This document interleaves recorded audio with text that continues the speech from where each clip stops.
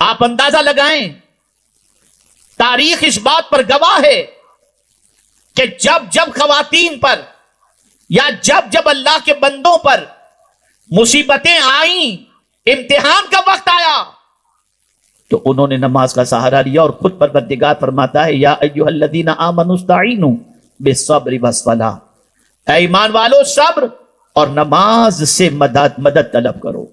نماز بڑی طاقتور چیز ہے، نماز میں اللہ نے بڑی قوت رکھی ہے، نماز کے اندر اللہ نے بڑی تاثیر رکھی ہے۔ اللہ کے رسول صلی اللہ علیہ وسلم کی بارگاہ میں ایک صحابی حاضر ہوئے اور ایک نمازی کا تذکرہ کیا کہ یا رسول اللہ صلی اللہ تعالی علیہ وسلم، یہ رات کو نماز پڑھتا ہے اور دن میں چوری کرتا ہے۔ آقا کریم صلی اللہ علیہ وسلم نے ارشاد فرمایا ایک دن یہ نماز اسے بے حیائی سے اور اس برائی سے روک لے گی۔ کچھ ہی دنوں کے بعد لوگوں نے دیکھا کہ اس بندے نے نماز کی برکت سے توبہ کر کے سیدھے راستے کا وہ مسافر ہو گیا۔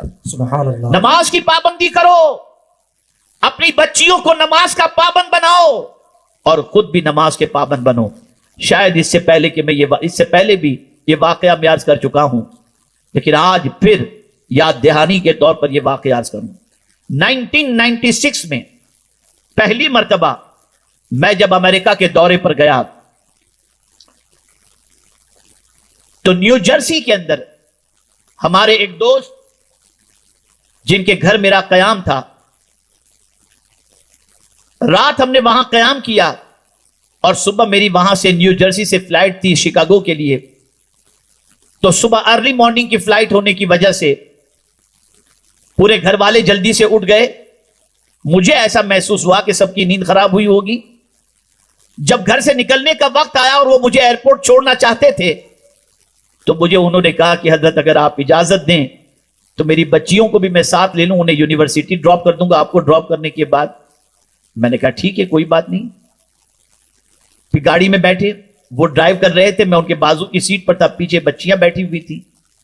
میں نے ان سے کہا کہ میں نے گھر والوں کو بڑی تکلیف دی، آج صبح صبح سب کو بیدار ہونا پڑا میری وجہ سے۔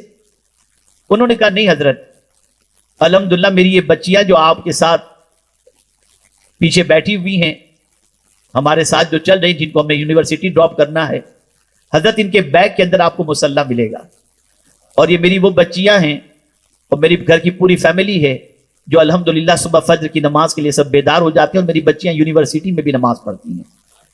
مجھے حیرت ہوئی، پہلی بار امریکہ گیا تھا، بہت کچھ غلط تصورات و تخیلات تھے۔ میں نے ان سے کہا کہ ان بچیوں میں امریکہ جیسے ملک کے اندر نماز کے اتنے اہتمام کا جذبہ آپ نے کیسے پیدا کیا؟ تو انہوں نے کہا کہ میں اکیلا یہاں جاب کے لیے آیا تھا، ملازمت مجھے اچھی جگہ پر مل گئی، میں زندگی گزارنے لگا، بیوی بچے انڈیا میں رہتے تھے اور اصرار کر رہے تھے کہ ہمیں بھی بلائیے ہمیں بھی بلائیے، لیکن امریکہ کا گندگی بھرا ماحول دیکھ کر میری ہمت نہیں ہوتی تھی کہ میں اپنی بچیوں کو یہاں پر بلاؤں۔ لیکن میری ایک عادت تھی کہ روزانہ میں کنز الایمان پڑھتا، اور اس تلاوت کے درمیان کچھ مہینوں کے بعد ایک آیت میری نگاہوں کے سامنے آئی، ان الصلاۃ تنہی عن الفحشاء والمنکر، بے شک نماز بے حیائی اور بری باتوں سے روکتی ہے۔ میرے دل کے اندر جیسے ایک خوشی کی لہر دوڑ گئی اور میں نے کہا چلو مجھے علاج مل گیا۔ میں نے اپنے گھر والوں کو فون کیا اور میں نے بیوی اور بچوں سے کہا کہ اگر تمہیں امریکہ آنا ہے تو 6 مہینے تک تم لوگوں میں سے کسی کی بھی ایک وقت کی نماز اگر قضا نہیں ہوگی تو میں پرامس کرتا ہوں کہ تم لوگوں کو یہاں بلا لوں گا۔ سبحان اللہ سبحان اللہ۔ بیوی بچیوں نے امریکہ جانے کی اس کے اندر 6 مہینے تک نماز کی پابندی کی۔ جب 6 مہینے کا ان کا یہ ڈیوریشن مکمل ہوا، اس کے بعد انہوں نے میسج کیا یا فون کیا کہ ہم نماز کی پابند ہو چکی ہیں، ایک وقت بھی نماز ہماری نہیں چھوٹتی۔ اس کے بعد انہوں نے ان کو بلایا، کہا یہ اسی آیت کی برکت ہے کہ آج میری بچیاں پردے کی بھی پابند ہیں اور کالج اور یونیورسٹی میں بھی نماز کی پابندی کرتی ہیں۔ سبحان اللہ سبحان اللہ۔ اور میں نے تو اب ان بچیوں کے بچوں کو بھی دیکھا اور مجھے حیرت ہوئی کہ الحمدللہ ان بچوں کا گروتھ بھی اسی طریقے سے ہو رہا ہے۔ کہنے کا مقصد یہ ہے کہ اللہ عز و جل نے بے حیائی سے بچنے کا علاج رکھا، اور بے حیائی سے بچنے کا علاج نماز فرمایا، ان الصلاۃ تنہی عن الفحشاء والمنکر، بے شک نماز بے حیائی اور بری باتوں سے روکتی ہے۔ میرے پیارے آقا صلی اللہ تعالی علیہ وسلم کے پیارے دیوانوں اور خواتین اسلام، یاد رکھیں شیطان آپ کو بے حیائی کی دعوت دے گا۔ جب کبھی طبیعت کے اندر، جب کبھی نفس ورغلائے اور بے حیائی کی طرف مائل کرے، بے حیائی کو پروموٹ کرنے کا جذبہ پیدا ہو، بے حیائی کا مظاہرہ کرنے کا جذبہ پیدا ہو، فوراً سمجھ لینا کہ آپ کو دشمن بھٹکا رہا ہے، آپ کو دشمن غلط راستے پر لے جا رہا ہے، آپ کو دنیا اور آخرت کی تکلیف میں گرفتار کیا جا رہا ہے، آپ کی دنیا اور آخرت برباد کی جا رہی ہے۔ اللہ اکبر! اس وقت اگر اللہ کے خوف سے آپ کے قدم رک گئے اور بے حیائی سے بچ گئے، مبارک ہو کہ اللہ نے آپ کے سینے کو ایمان کی دولت سے منور کر دیا۔ سبحان اللہ، سبحان اللہ۔ بے حیائی سے بچو، بے حیائی بہت بڑی بلا ہے، یہ تباہ کر دے گی معاشرے کو، یہ برباد کر دے گی معاشرے کو۔ میری بچیوں، خواتین ہی تھیں، مدینے میں رسول اعظم صلی اللہ علیہ وسلم نے جب عورتوں کو درمیان میں چلتے ہوئے دیکھا، اعلان کر دیا آج کے بعد کوئی عورت درمیان میں نہ چلے، کنارے پر چلے۔ تو سچویشن یہ ہوئی کہ مدینے کی گلیوں میں چلنے والی عورتوں کے دوپٹے اور عورتوں کی چادریں مدینے کی دیواروں کے ساتھ لگنے لگ گئیں۔ یہ میرے آقا کے فرمان پر عمل کا جذبہ تھا۔ اور آج کیا ہے؟ آج کیا سچویشن ہے؟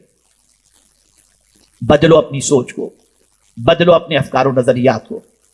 اللہ کا شکر ہے کہ اجتماع میں آنے والی خواتین بہت سارا درس سننے کے بعد اپنی زندگی میں تبدیلیاں لانے کی کوشش کرتی ہیں، اور اتنے بڑے اجتماع کے اندر بہت زیادہ خاموشی کا مظاہرہ بھی کرتی ہیں۔ لیکن یہ چیز صرف یہاں تک محدود نہیں ہونی چاہیے۔ پاکیزہ ذہن لے کر کے جاؤ، پاکیزہ سوچ لے کر کے جاؤ، پاکیزہ فکر لے کر کے جاؤ، تاکہ آپ کی زندگی بھی پاک اور صاف ستھری رہے اور آپ کی آخرت بھی بہتر بن سکے۔ اب ایک بات عرض کر کے میں اپنی گفتگو کو اختتام کی طرف لے چلتا ہوں۔ ام المؤمنین حضرت عائشہ صدیقہ رضی اللہ تعالی عنہا تشریف فرما تھی۔ غور سے سنیے گا، وہ عورتیں جو چلا کر بات کرتی ہیں، وہ عورتیں جو غلط چیزیں ایک دوسرے کو فارورڈ کرتی ہیں، وہ عورتیں جو لڑکوں کو گندے میسج فارورڈ کرتی ہیں، وہ عورتیں جو چھپ کر ماں باپ سے لڑکوں سے بات چیت اور افیئر کرتی ہیں، ذرا غور سے سنیں۔ ام المؤمنین حضرت عائشہ صدیقہ رضی اللہ تعالی عنہ فرماتی ہیں، میں حضور صلی اللہ علیہ وسلم کے پاس زیادہ نہیں، تھوڑے سے فاصلے پر بیٹھی تھی، بہت زیادہ نہیں، تھوڑے سے فاصلے پر۔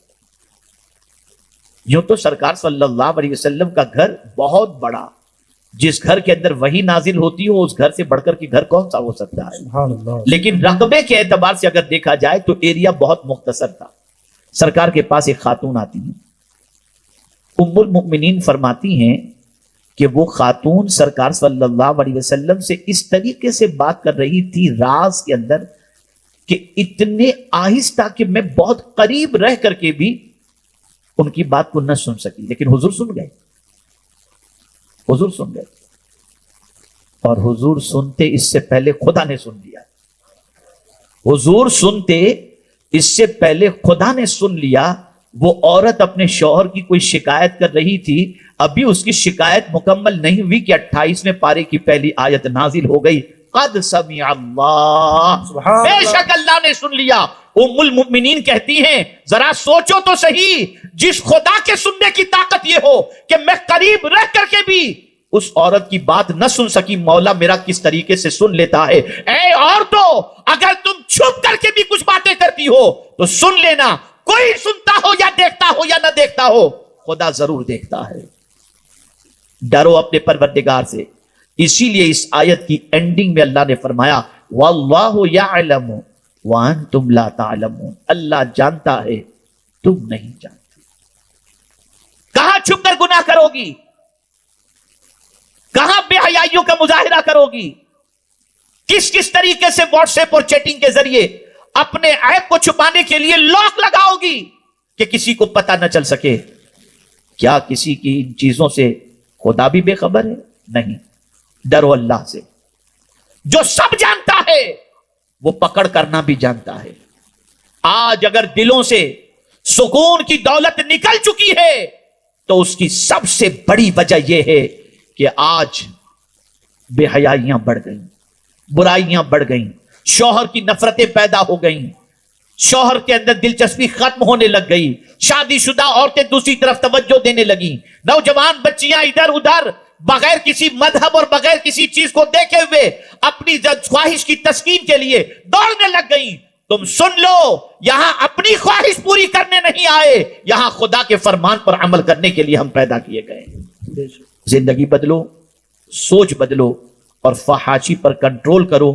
زندگی رہی تو انشاءاللہ العظیم فحاشی کے سد باب کے لیے مزید میں قرآن کی آیتوں کو آپ کے سامنے پیش کرنے کی سعادت حاصل کروں گا، لیکن میں آنے والی ان خواتین اسلام سے نہ کل نا امید تھا، نہ آج نا امید ہوں۔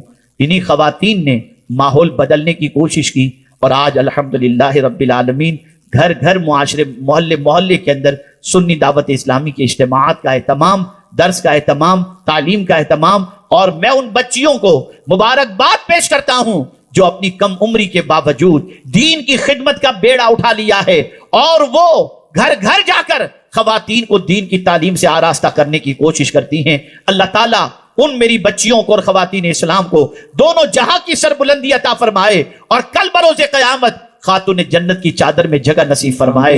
اے خواتین اسلام، محنت کرو، مشقت کرو، تم میں اتنی طاقت اللہ نے رکھی ہے کہ تم معاشرے کو تبدیل کرنے کی صلاحیت رکھتی ہو۔ تاریخ اٹھا کر کے دیکھو، 8000 کے قریب تاریخ کے اندر ایسی محدثات ملیں گی جن کے شاگردوں کے اندر بڑے بڑے محدثین آپ کو ملیں گے۔ سبحان اللہ۔ یہ تاریخ کے اندر موجود ہے۔ اس لیے عورتیں چاہیں تو معاشرے کو سنوار سکتی ہیں، اور عورتیں اگر چاہیں تو معاشرے کو بگاڑ سکتی ہیں۔ اس لیے ضرورت اس امر کی ہے، سنی دعوت اسلامی کے پرچم تلے آ جاؤ اور سنی دعوت اسلامی کے پلیٹ فارم سے خواتین کے اندر دین متین کا جذبہ پیدا کرنے اور دین کی تعلیم سے ان کو آراستہ کرنے کے لیے جد و جہد کریں۔ اللہ تعالی رحمت عالم، نور مجسم، فخر آدم و بنی آدم صلی اللہ علیہ وسلم کے صدق و طفیل ہم سب کو بے حیائی سے بچنے اور بے حیائی سے روکنے کی توفیق نصیب فرمائے۔